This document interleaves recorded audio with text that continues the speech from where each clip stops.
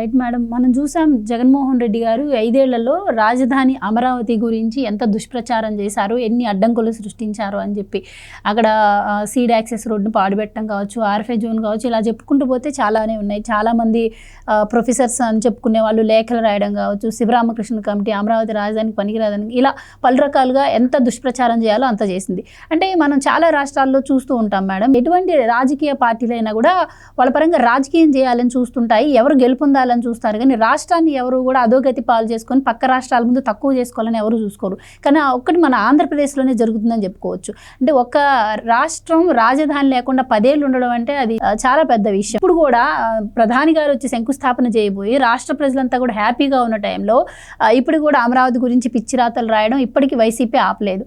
And Andhra Pradesh government కూడా చాలా మర్యాదపూర్వకంగా ఆయన ఆహ్వానించడం కూడా జరిగింది. దానికి కూడా ఆయన నో చెప్పారని చెప్పి వార్తలు వినిపిస్తున్నాయి. ఎలా చూడొచ్చు అంటారు? ఇప్పుడు రాజకీయ పార్టీలు వేరు, ఒక రాష్ట్ర అభివృద్ధి వేరు కదా. ఇట్లాంటి వాటిలో భాగస్వామి కాలేనప్పుడు ఒక రాష్ట్రానికి ప్రజానాయకుడిగా ఆయన ఉండే హక్కు ఉంటుందంటారా? మీరేం చెప్తారు? ఖచ్చితంగా ఉండదండి.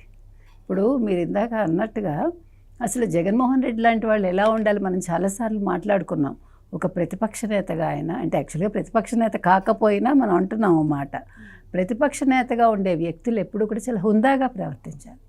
ఇప్పుడు ఇది రాష్ట్ర రాజధాని అనేది ఒక జగన్మోహన్ రెడ్డికి సంబంధించింది కాదు కదా, ఇన్ని కోట్ల మందికి సంబంధించింది. ప్రత్యక్షంగా పరోక్షంగా ఆంధ్రప్రదేశ్కి చెందిన వాళ్ళు ప్రపంచం అంతా ఉన్నారు, వాళ్ళందరికీ సంబంధించింది కూడా అది.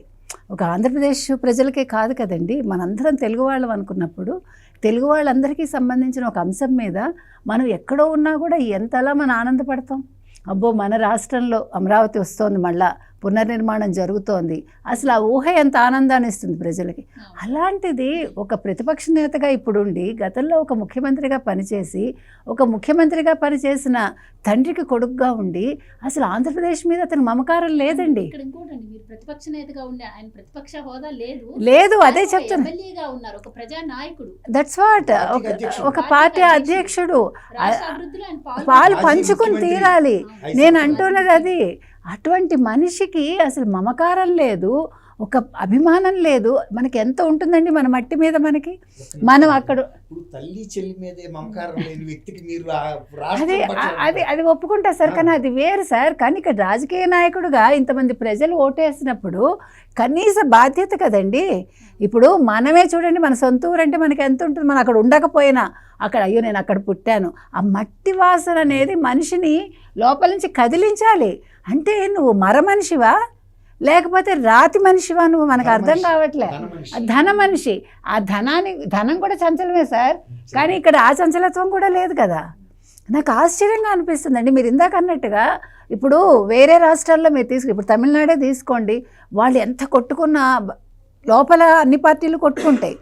తమిళం అన్నా తమిళనాడు ఒక చిన్న, మీరు ఇంత చిన్న మొక్క మీరు ముట్టుకోగలరా? అక్కడ అందరూ ఒకటైపోతారు. మా తమిళనాడు, మా రాష్ట్రం, అది ఉండాలండి. ఒక నాయకుడైనా ఒక సాధారణ మనిషి అయినా ఇది మాది, నాది కాదు, మాది అన్న భావన ఉండాలి. ఆ భావన ఉన్నప్పుడు చంద్రబాబు నాయుడు గారు లాగా పనిచేస్తారు. ఇప్పుడు చంద్రబాబు నాయుడు గారు 75 ఏళ్ళు వచ్చాయండి, మొన్న 75వ వసంతంలోకి అడుగు పెట్టారు. ఇప్పుడు నిజంగా ఆయనకి రేపు మోదీ ఒక గిఫ్టే నన్ను అడిగితే ఇస్తే, చంద్రబాబు నాయుడు గారికి 75వ జన్మదినానికి రేపు మోదీ గారు ఇవ్వబోయే కానుక ఇది. ఒక రాజముద్ర వేసి ఇస్తున్నారు ఆయన. ఇంతకంటే ఏం కావాలి? ఆయన రాజకీయ జీవితంలో ఇంతకంటే ఆయన ఆనందపడాల్సిన సందర్భాలే లేవు. ఎందుకంటే ప్రధానమంత్రి పదవి వచ్చినా కూడా ఆయన ఆనందపడి ఉండరు. అంటే ఆయనకు అంత ఇష్టం ఆంధ్రప్రదేశ్ అన్నా, ఆంధ్రప్రదేశ్ ప్రజలన్నా. నాకు నా రాష్ట్రం ముఖ్యం అంటారు కాబట్టి ఆ రకంగా ఆయనకి ఇది రేపు ఒక మంచి ఒక తరుణం అని నేను అనుకుంటున్నానండి. కాకపోతే జగన్మోహన్ రెడ్డి లాంటి వాళ్ళు నేర్చుకోవాల్సింది ఏంటంటే, దయచేసి మనం చెప్తున్నాం, మర్యాదగా చెప్తున్నాం, జగన్మోహన్ రెడ్డి గారు మిమ్మల్ని ప్రజలు గెలిపించారు, మీరు ఇంకా మళ్ళీ రాజకీయం చేయాలనుకుంటున్నారు, మీరు మళ్ళీ ముఖ్యమంత్రిని అవుతాననుకుంటున్నారు.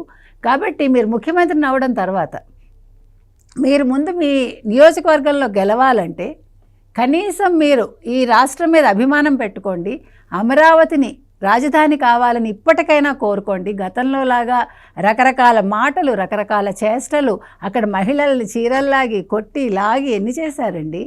అంటే ఒక వైజాగ్ అంటారు, మీరు చెప్పిన 3 రాజధానులు అంటారు, మళ్ళీ కాదు ఒకటే రాజధాని అన్నామంటారు.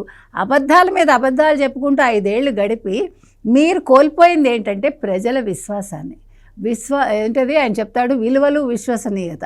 ఆ రెండూ కూడా మీరు కోల్పోయారు జగన్మోహన్ రెడ్డి గారు.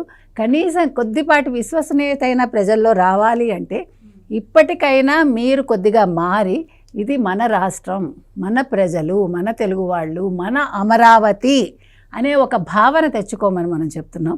చంద్రబాబు నాయుడు గారు మాత్రం జీవితంలో అంటే ఆయన సాధించింది ఏంటి అంటే ఇది చాలు వారికి. వారు ఎన్ని ఐటీలు చేసినా ఎన్ని తెచ్చినా అవన్నీ ఒక ఎత్తు, ఈ అమరావతి రాజధానిని పునర్నిర్మించడం అనేది ఇంకొక ఎత్తు ఆయనకి.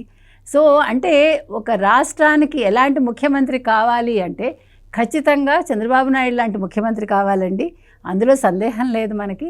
మనందరం కూడా అమరావతి పునర్నిర్మాణం తొందరగా జరగాలని కోరుకుందాం. మనం కూడా మళ్ళీ 3 ఏళ్ల తర్వాత ఆ పండగలో పాలు పంచుకుందాం. Right sir, thank you so much. ఇది వాటి డిబేట్. మరో డిబేట్తో మళ్ళీ కలుద్దాం. Keep watching.